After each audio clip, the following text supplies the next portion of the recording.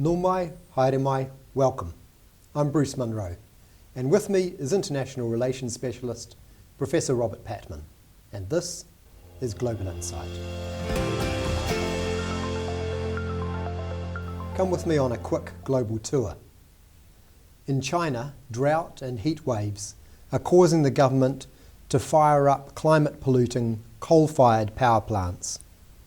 In Europe and the United States, they are doing the same in response to heat waves and escalating gas prices, after Russia stopped gas exports as part of its ongoing invasion of Ukraine.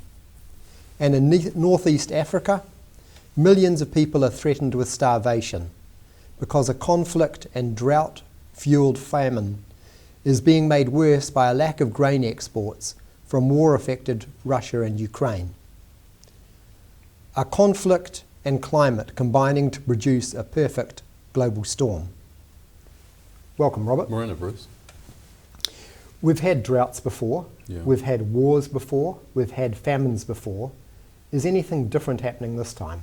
Yes, climate change means that the frequency of droughts are increasing quite dramatically. You take Somalia, for example, a country which was historically subject to cyclical drought on about a 6 or 7 year basis.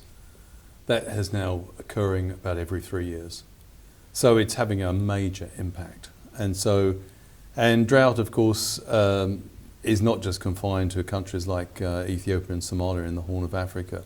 We've seen, as you mentioned in your introduction, countries such as China and India being dramatically affected. So in short, the economic consequences of change induced by climate change are going to be profound. And how's this playing out in the international community?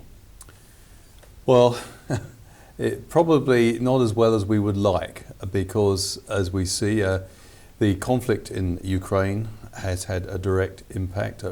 Ukraine and Russia are major exporters of grains, cooking oil and fertilizer. Countries like Somalia, for example, where 7 million of its 15 million population are at direct risk now of starvation. Somalia gets about 90% of its food imports from Ukraine and Russia. So what's happening in Ukraine is having a direct impact. So you could say, how's it playing out in international relations? Well, at the moment, international relations is actually aggravating the consequences of the climate problem. It's not that climate change causes wars, but it certainly has an indirect impact. That is to say, groups which previously had, particularly in the developing world, which is the most vulnerable in the Middle East and also in Africa, if you have agrarian societies where groups have previously had resources to themselves and they suddenly have to share, that can cause all sorts of tensions. And in addition, 25 of the most vulnerable countries to food shortages at the moment, of those 25, 14 have wars, and that's no coincidence, because conflicts, as we've seen in Ukraine and elsewhere, and Somalia and Ethiopia have ongoing conflicts, are disastrous for the environment. They destroy, conflict can destroy forests, it can have harmful effects on the water system in the country. So in short, while climate change does not directly cause conflict, it can contribute to strains within society, and conflict itself, once in motion, can, if you like, straitjacket the ability of a society to deal and adapt to climate change. If you're at war, it becomes much more difficult to organise a national response if it's a civil war or interstate conflict. So yeah, I mean, when Donald Beasley spoke about there being a perfect storm between conflict and climate change, I don't think he was exaggerating.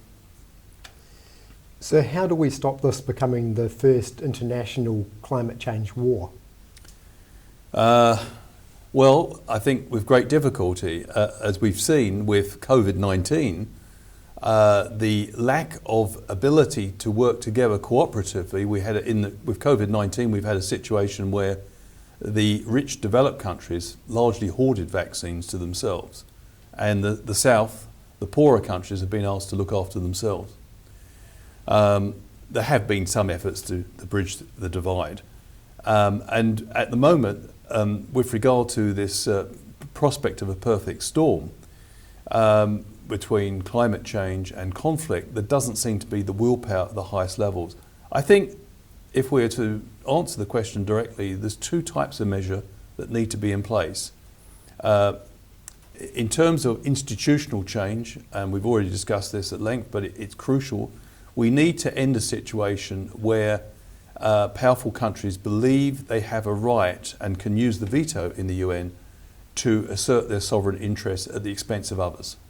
So the veto needs to be seriously constrained so that international solutions, because we're talking about the perfect storm, the convergence between climate change and war, that can't be solved by any one country acting unilaterally. So by definition, this problem we're discussing, which shows no signs of ameliorating, has to be solved through a global approach. And that can only be facilitated when the machinery exists for self-interested international cooperation to occur. A second thing that we really need to keep in mind, which is in the process of happening, but it's not happening quick enough, is that we need to accelerate a change in energy globally to renewables. In New Zealand, we're very well placed. We've got about 80% of our energy needs come from renewables, but most countries are not in that situation. And so, you know, we're talking about this perfect storm, but of course there are beneficiaries from the perfect storm, and the fossil fuel energy producers are the beneficiaries. According to the UN, they've already this year made 100 billion in profits. Well, maybe there should be some sort of pressure.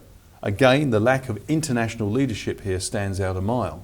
We just do not have an authoritative UN Security Council. But if we had, you might be able to introduce a windfall tax on those corporations making huge amounts of money at the expense of many communities which do not have enough to eat. So, and the third thing that really needs to happen is that we've seen the direct linkage between the Ukraine conflict and the food shortages, particularly in the Horn of Africa, where 18 million now in Ethiopia, Somalia and Kenya are at risk directly because of the Ukraine conflict.